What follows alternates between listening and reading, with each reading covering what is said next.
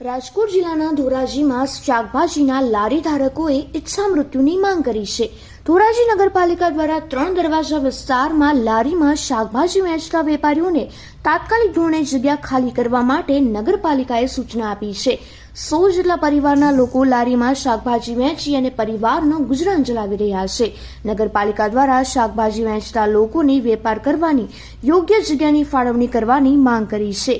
જો વૈકલ્પિક વ્યવસ્થાના ભાગરૂપે શાકભાજીના વેપાર માટે જગ્યા ફાળવણી કરવામાં નહીં આવે તો રાષ્ટ્રપતિ પાસે ઈચ્છા મૃત્યુની માંગ કરી છે। નગરપાલિકાના ચીફ ઓફિસરને આવેદનપત્ર પાઠવી અને વૈકલ્પિક જગ્યા ફાળવણીની પણ માંગ કરવામાં આવી છે। મકબૂલભાઈ ગરાણા, પૂર્વ વાઇસ પ્રેસિડેન્ટ ધોરાજી નગરપાલિકા ને ગરાણા સમાજના સેક્રેટરી છું અને મુસ્લિમ આગેવાન છું। આજ રોજ અમે ચીફ ઓફિસર સાહેબને નકલ દેવા આવેલા હતા, જે અહીંયા અમારા હિન્દુ મુસ્લિમ સમાજના લોકો વેપાર કરે છે 3 દરવાજા પાસે ને શાકભાજી તથા ડુંગળી, લસણ, બટેકા, છૂટક ફ્રૂટ જે કાંઈનો વેપાર છે એ પોતપોતાનું રોજીરોટી કમાવે છે। તો નગરપાલિકા તરફથી જગ્યા ખાલી કરવાનો આદેશ મૌખિક આપવામાં આવેલું હતું। તો આજ રોજ અમે સમાજના લોકો સાથે તમામ ભેગા થઈને એક નક્કી કરેલું આ લોકોએ કે ભાઈ આપણે આ જગ્યા આપણે અહીંથી ખાલી થશે, શાક માર્કેટ પર વર્ષોથી બંધ છે ખંડરના ભાગરૂપે, તો આપણે ધંધો રોજગાર ક્યાં કરશું? ધંધો રોજગાર નહીં કરીએ તો 100-150 પરિવારનું ગુજરાન કેવી રીતે ચાલશે?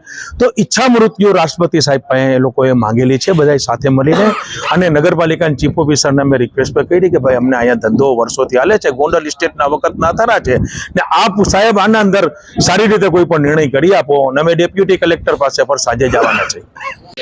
મારું નામ સલીમ મુગલ,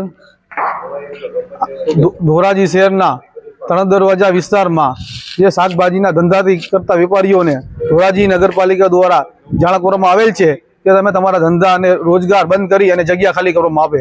હવે પ્રશ્ન એ થાય છે કે ધોરાજી શહેરમાં જે શ્રમિકો છે, જે મજૂરી કામ 2 ટકનું રડી અને પોતાના ઘરનું ગુજરાન ચલાવી રહ્યા છે, એવા આશરે 100 જેટલા લોકો ક્યાં જશે? એમ કે નગરપાલિકા દ્વારા જે બનાવવામાં આવેલ શાક માર્કેટ આજે વર્ષોથી ધૂળ ખાઈ રહી છે, ખંડેર બની ગઈ છે, પરંતુ એની બાબતે કોઈ લોકાર્પણ અને જગ્યા સોંપવામાં આવેલ નથી। પરંતુ જે વૈકલ્પિક વ્યવસ્થા હતી ત્યાં પણ ધોરાજી નગરપાલિકાના અધિકારીઓ અને વહીવટી તંત્ર દ્વારા તેમને ખાલી કરવામાં જણાવવામાં આવ્યું છે।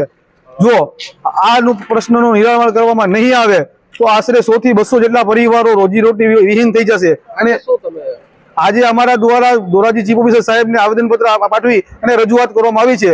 જો અમારી કાર્યવાહી આગળ કરવામાં નહીં આવે તો અમારી માંગણી એ જ છે કે આશરે 50 જેટલા લોકો આત્મવિલોપન કરશે, બરોબર, અને ઈચ્છા મૃત્યુની માંગણી કરેલ છે।